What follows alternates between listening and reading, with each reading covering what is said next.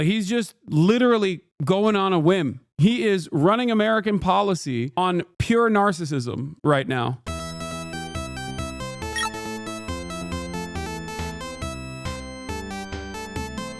CBS News asked Trump what Zelensky needs to do in order to restart talks with Trump. What does Zelensky need to do to restart talks with you?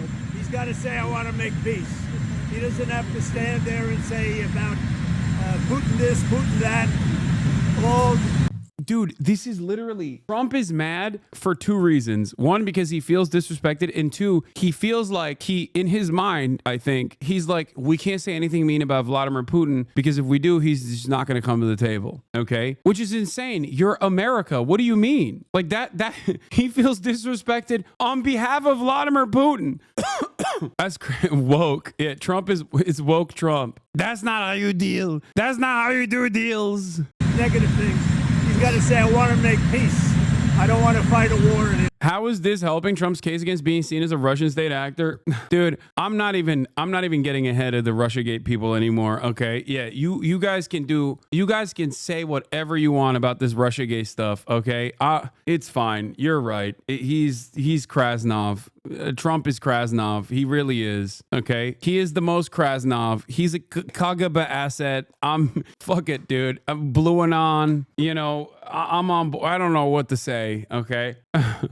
Yeah, I took a Kras pill. Fuck it. Soviet Union sends their regards. Yeah. Like, what is happening, man? What is happening? It's just like, this is complete psychopathic nonsense. People are dying. He doesn't have the cards, just so you understand it, okay? I can tell you. Like, everybody understands that, except for obviously liberals and people that only listen to liberal media. Like, Zelensky understands that. I can't believe it. I can't believe that this is how this is going. I genuinely can't. I don't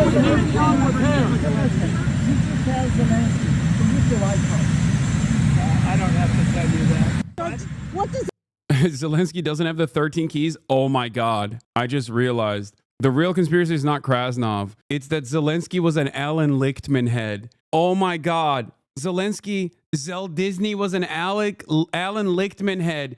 He thought the 13 keys, Biden could have turned them. He was like oh no.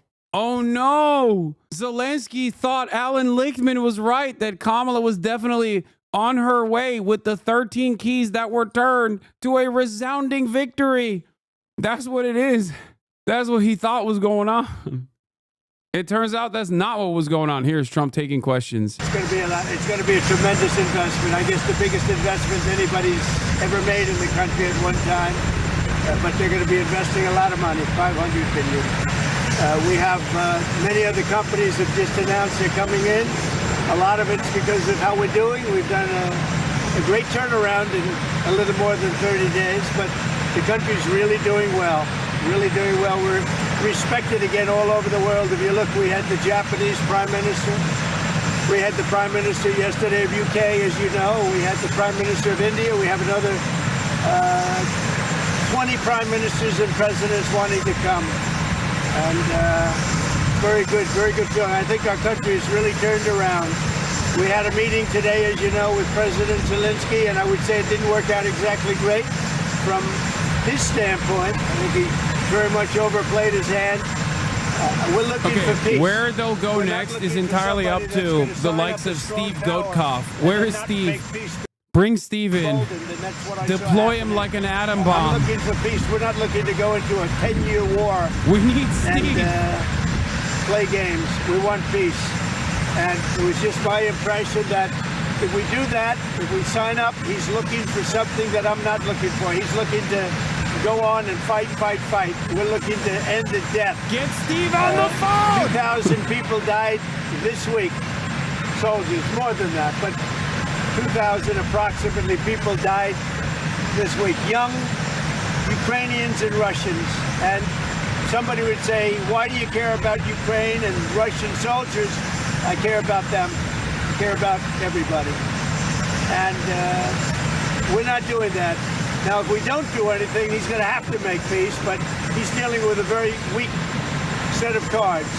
If we sign, he's dealing with a very strong set of cards, and then he doesn't want to make peace. So that's where we are. It's very simple. I'm not looking to get into anything protracted. I want immediate peace. President Putin is going to want to make, and he wants to end it. And you saw what I saw today. This is a man that wants to get us signed up and keep fighting, and we're not doing that, not for this country. So we're setting a lot of records. Economically, we're setting records, and I think every way we're setting records. One of the best is the right track, wrong track. You saw that. We're on the right track for the first time in over 27 years.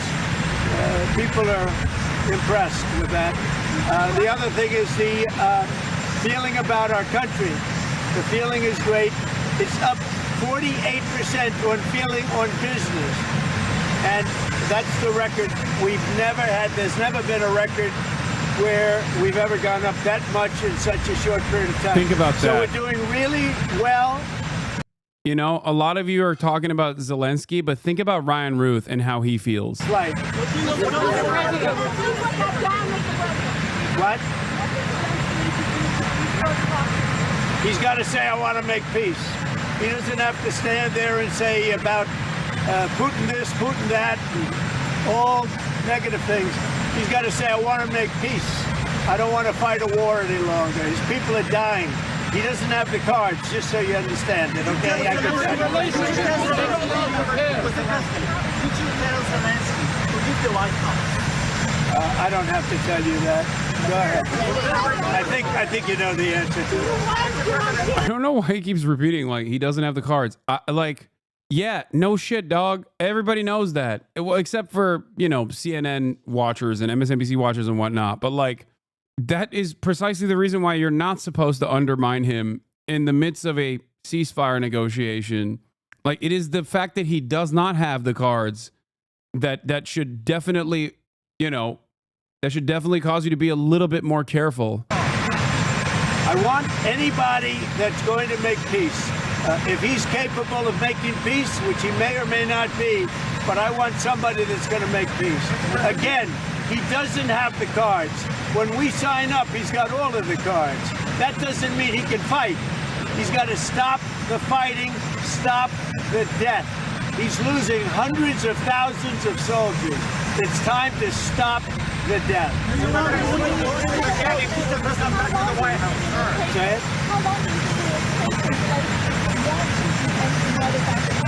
Well, he says he wants it now. He wants to come back right now, but I can't do that.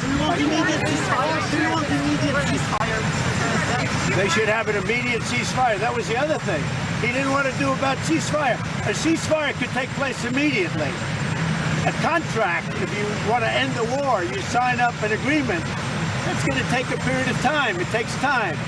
I want it to end immediately. And I think if you had a ceasefire, it would be a ceasefire, a real one, that would end it. But he doesn't want to do that. That's fine. Do a better deal. I want it to end immediately. I want a ceasefire now. He says, oh, I don't want a ceasefire. Well, all of a sudden, he's a big shot because he has the U.S. on his side. Cards, you already know. Why the Either fuck we're is going to end it or hitting let him this? fight it out. And if he fights it out, it's not going to be pretty. Because without it, without us, he doesn't win. Let me tell you.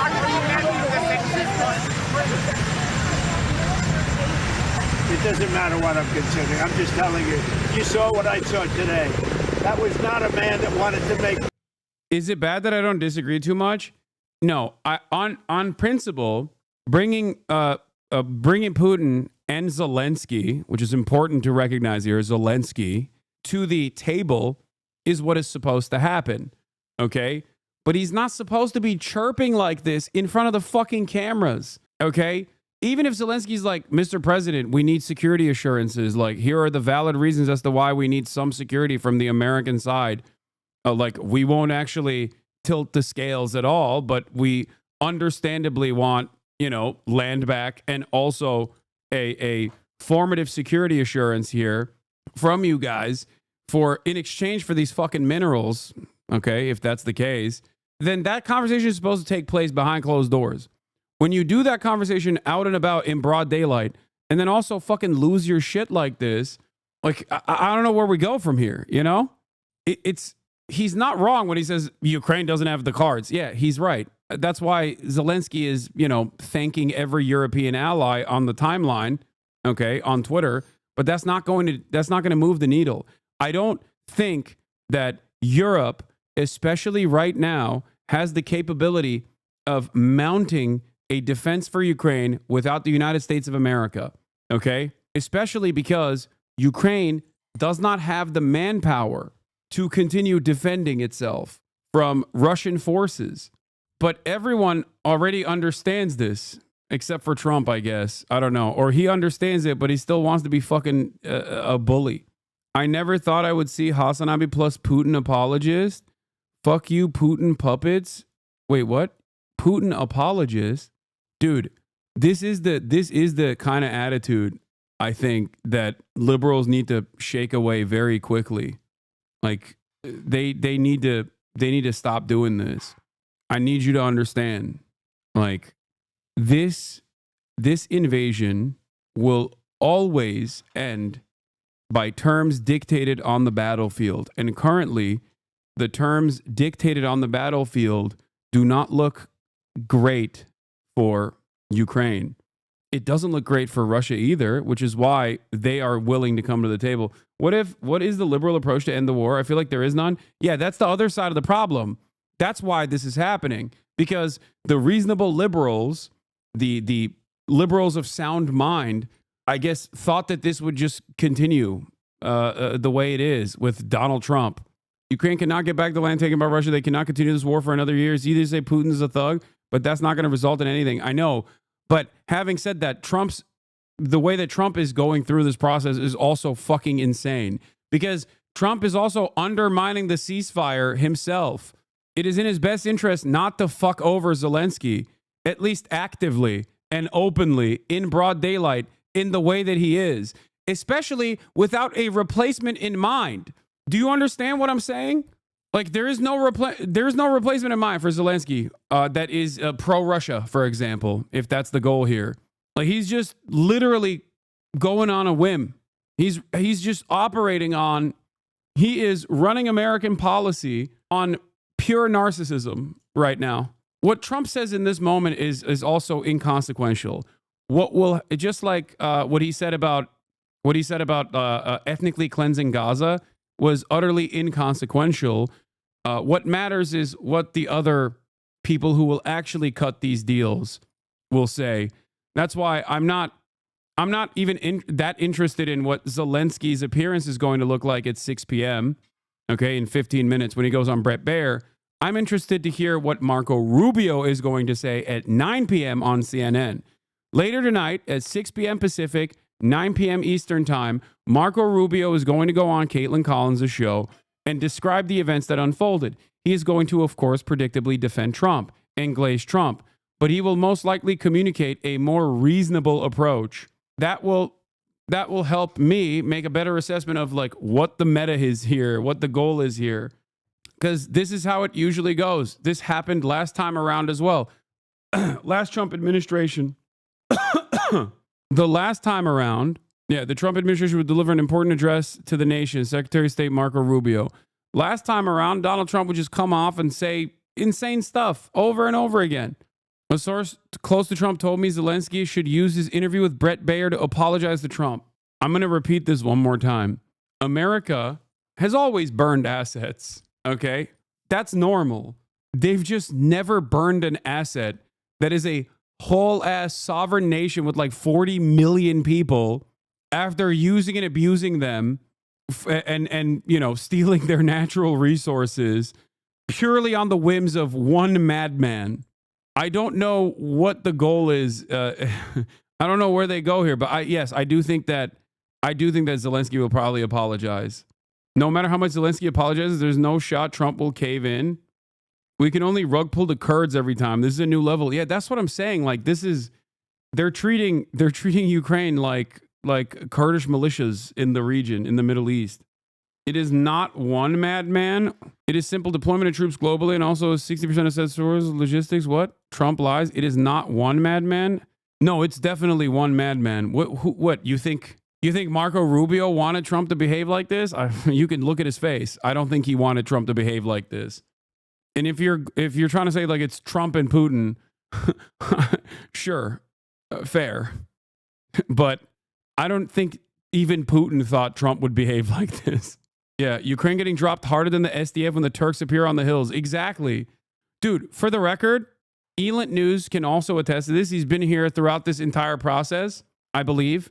But like I said this probably a million times in the past 3 years, the inevitability of America just being like, all right, we're done with you. Okay? This is what we do. This is not foresight. It's not hindsight. It's just sight. This is what we do. I've had this conversation a lot. I've had this exact same conversation on multiple occasions as the NATO heads would yell at me non-fucking stop about how I was in support of Adolf Hitler. Things were arguably looking up for Zelensky this morning. Now Trump is going to make him apologize on Fox News, probably in English, Ukrainian, and Russian. Yeah. When was the last time U.S. did that? Just drop him? Wait, what? Every single instance. Virtually every single one of our supposed military allies we've done this to. It's always. Yeah, it was sadly coming. Saw it with the SDF, Afghan government, now Ukraine, etc. Everyone gets dropped by Uncle Sam eventually. Yes. Everyone. Always. And forever. This is American foreign policy. This is how it works. Welcome to those who accept Israel. Dog, Israel is America. Now I want to bring back Chief Washington correspondent Major Garrett for more context here. Major, we're just learning the White House has said that after the meeting, the Ukrainian officials left the Oval Office in a separated... That's the other part of this. Blowback, most likely to Europe first and foremost, and then definitely to America as well. But that's not in the immediate future. Okay? Yeah, I know the Zelensky interview is apparently going to be on Fox News in 6 minutes, I know, with Brett Baer, where he most likely will apologize to Donald Trump. That's what I think. But yeah, what is blowback? It's perhaps one of my most famous quotes about America and what it deserves and what it did to itself. I personally feel that this entire dismantling was the only way to do it because I tried for so hard to empty out the ocean with a bucket, but I saw that it did nothing. So there was nothing in the past that came close to the efficacy that we're seeing now. Right. You don't need a bucket. You just need a chainsaw. One more thing is up next. Work. Room, and it sounds like they were waiting to see if they could re-engage in some conversations that didn't happen, and essentially they were escorted out. Based on your reporting, is that pretty extraordinary? Very. It's for the moment, and President Trump can and does sometimes change his clips, mind not and quotes. perspective. No, I got quotes and clips too, but also quotes. This could be put back together, but for the moment, it is a significant, hard to repair breach in relations between President Zelensky and President Trump. And why was Zelensky here? He was here because through this week, there had been a negotiating process that we were told had led to an agreement about U.S. access on a long-term basis to rare earth minerals in Ukraine. That would be an important linkage of the two countries. And the Trump administration saw within that agreement not only a way to recoup some of the money sent to Ukraine. It's not anywhere near as much as President Trump says. He always says $350 billion. It's much closer to $120 billion. But this would be a way to recoup some of that, a priority for President Trump. And the administration and the Ukrainians agreed that that linkage, economically and otherwise, would be a de facto way of the United States saying, we're here with Ukraine, and this is an implied security guarantee. This was very important for the Ukrainians to establish. The terms were negotiated all this week. They were more favorable to Ukraine than the original proposition that came from the Trump administration, but they were going to put this deal together. Now that appears to be off for the time being. And President Trump is quite clearly using that as leverage over the Ukrainians, not only in the context of whatever may be negotiated to end this war, but continued U.S. involvement in Ukraine. So the president's terms are now clear. If President Zelensky leaves Washington and goes back to Ukraine, he will not be welcomed back to the White House until the terms have become even more favorable to the administration, less favorable to Ukraine, So these next few hours will be crucial in determining whether any of this can be repaired, or at least a semblance of patching them back together can be begun. Okay, Major Garrett, thank you so much. Again, well, if you can just take a snapshot of what's on social media on the Ukrainian side to give a flavour of how many young Ukrainians are responding to those extraordinary scenes that we've just... Oh, do you think Zelensky should apologize? Personally, I don't think he should. But because of how much power it would give Trump over him, he does have that power over him. What do you mean? I think he will apologize. But this is why I said what Trump is saying here doesn't really matter all that much either. What Marco Rubio says is more important. What Marco Rubio says is more important than what Trump Tune into says. Special Report. President Zelensky is set to be interviewed by Bret Baier after that huge blow-up with President Trump. All right, stay tuned for that. First up, Jesse. I wonder what Brett's going to ask Zelensky. About his outfit. All right. Pickleball season is upon us. Spring has sprung. Go to the Fox shop, foxnews.com, shop to purchase your brand new Fox News pickleball set. 2 paddles, 1 ball. It's only $70. You can afford it. It is the... What the fuck? Oh, God. This part was so funny. The Zelensky can't come back right now. Anyway, let's continue. Just witnessed in the Oval I'm waiting Office. for the Bret Baier, okay? Support, actually, for Volodymyr Zelensky for standing up to Donald Trump's language, berating him on the in front of television cameras. I do think it's kind of wild that like fucking Bret Baier and the conversation that he's having with the Ukrainian president is like is potentially going to impact American foreign policy to a certain degree. Like, that is kind of crazy. Cameras, as you've said, accusing him of gambling with World War III. JD Vance then telling him he needs to be more thankful. And that really uncomfortable scene of this wartime president, his arms folded, That's in 3 hours, brother? No, it's not. It's right now. Once this is over, it's going to start. It's at 6 p.m. 6 p.m. Eastern.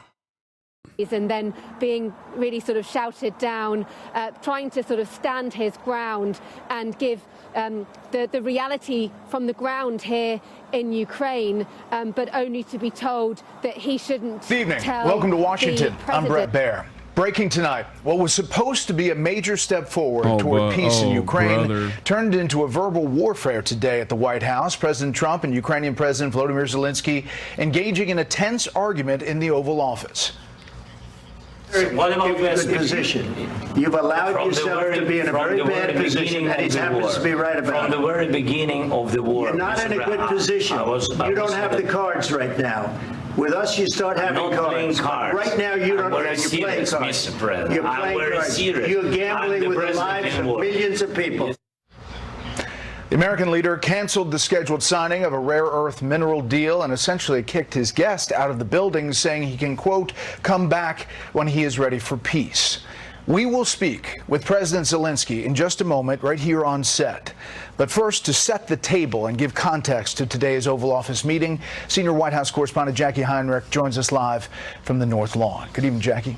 Good evening, Brett. No deal, no joint news conference, even though that meeting began warmly. The president wanted the minerals deal signed as back pay for previous U.S. support, while the peace talks continue with discussions for post-war security guarantees to come later, emphasizing the need for diplomacy with Russia. Zelensky warned not to trust Putin, again demanding security, and the world watched as it unraveled.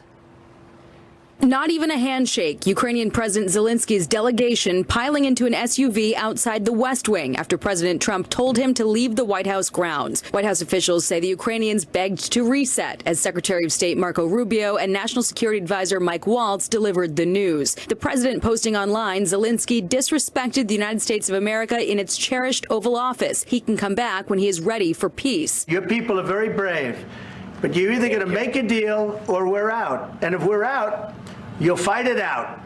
I don't think it's going to be pretty. The talks went off the rails. The Ukrainian ambassador visibly distressed, head in hand, as Zelensky again voiced the need for security guarantees, which were not part of the minerals deal. The U.S. viewing its stake in Ukraine's development as a guarantee of its own. I met with Zelensky this morning.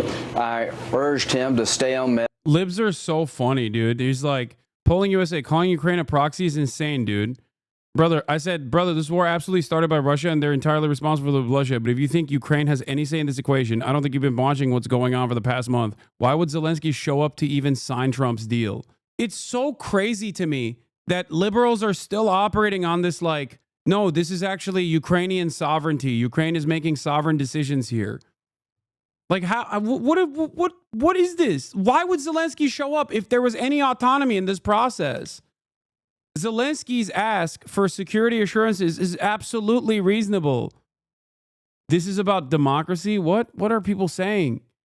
I just don't understand what they're watching and what's unfolding in front of their eyes doesn't make sense to the way that they've designed this world. Answer to Vice President Vance's demand was not enough to reset today.